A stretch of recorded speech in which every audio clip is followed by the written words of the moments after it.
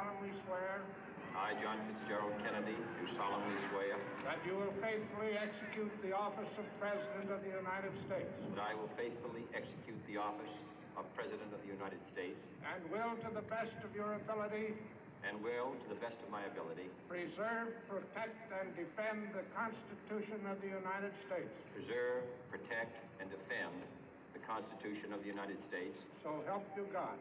So help me God.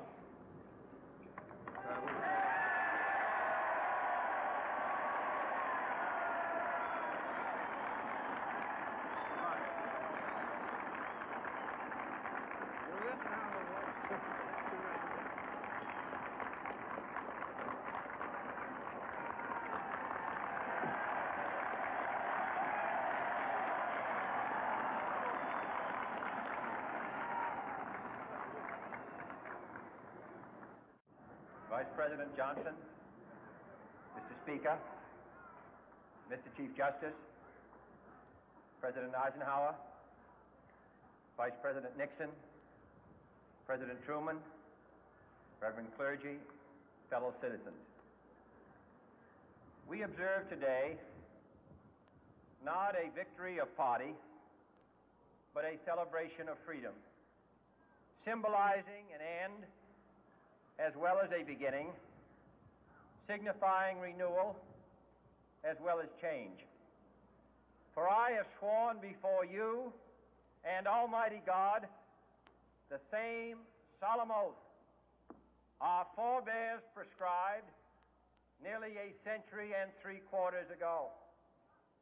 The world is very different now, for man holds in his mortal hands the power to abolish all forms of human poverty and all forms of human life. And yet the same revolutionary beliefs for which our forebears fought are still at issue around the globe. The belief that the rights of man come not from the generosity of the state, but from the hand of God. We dare not forget today that we are the heirs of that first revolution.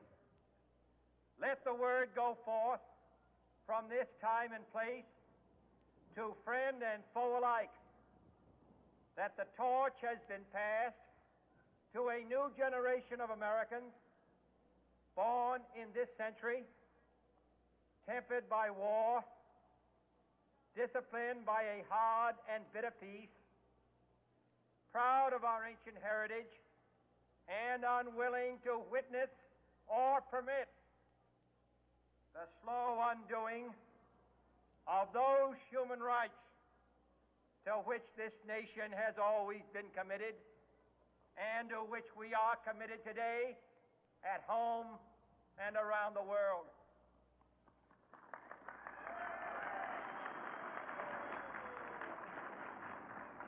Let every nation know, whether it wishes us well or ill, that we shall pay any price, bear any burden, meet any hardship, support any friend, oppose any foe to assure the survival and the success of liberty.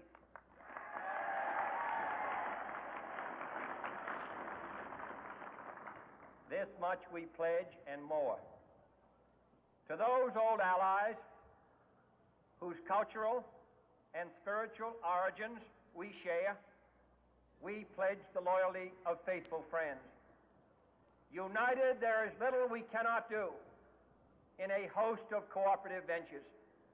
Divided, there is little we can do, for we dare not meet a powerful challenge at odds and split asunder. To those new states whom we welcome to the ranks of the free, we pledge our word that one form of colonial control shall not have passed away merely to be replaced by a far more iron tyranny. We shall not always expect to find them supporting our view, but we shall always hope to find them strongly supporting their own freedom, and to remember that in the past, those who foolishly sought power by riding the back of the tiger ended up inside.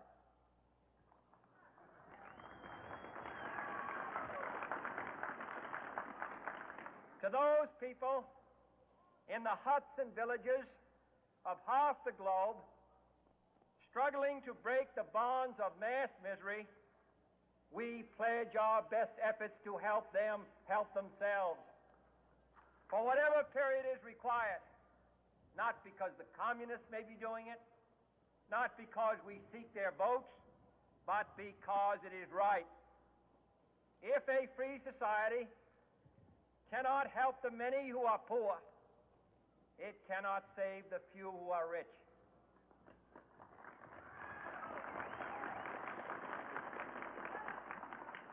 To our sister republics south of our border, we offer a special pledge to convert our good words into good deeds, in a new alliance for progress, to assist free men and free governments in casting off the chains of poverty. But this peaceful revolution of hope cannot become the prey of hostile powers. Let all our neighbors know that we shall join with them to oppose aggression or subversion anywhere in the Americas. And let every other power know that this hemisphere intends to remain the master of its own house.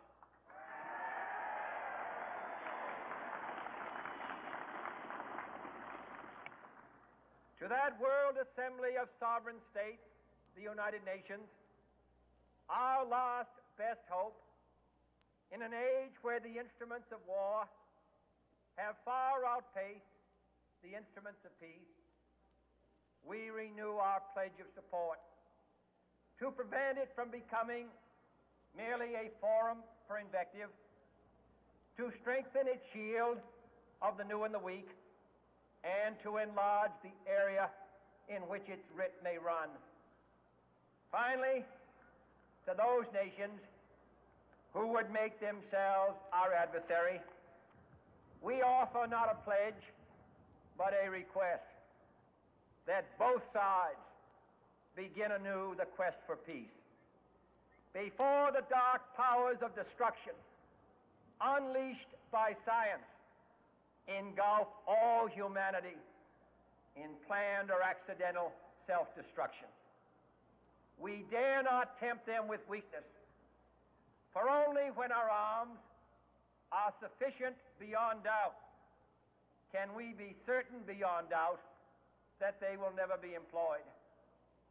But neither can two great and powerful groups of nations take comfort from our present course, both sides overburdened by the cost of modern weapons, both rightly alarmed by the steady spread of the deadly atom, yet both racing to alter that uncertain balance of terror that stays the hand of mankind's final war. So let us begin anew, remembering on both sides that civility is not a sign of weakness, and sincerity is always subject to proof. Let us never negotiate out of fear, but let us never fear to negotiate.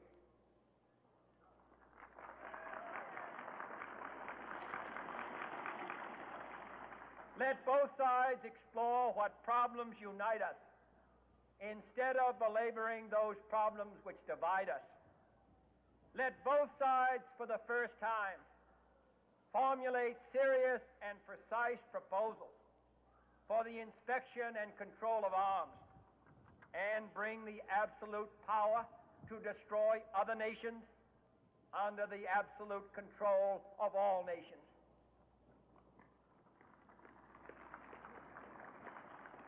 Let both sides seek to invoke the wonders of science instead of its terrors.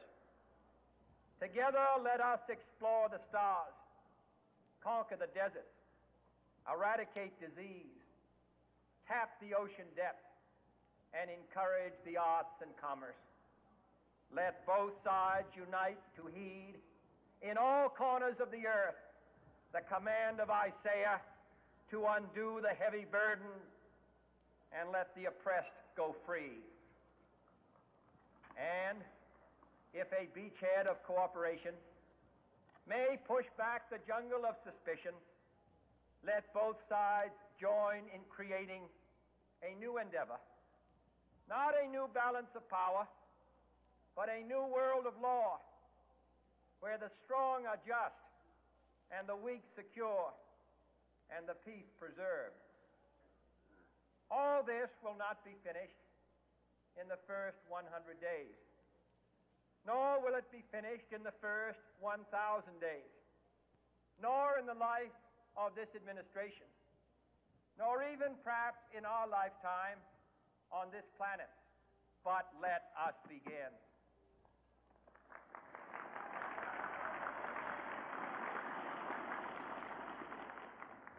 In your hands, my fellow citizens, more than mine, will rest the final success or failure of our course.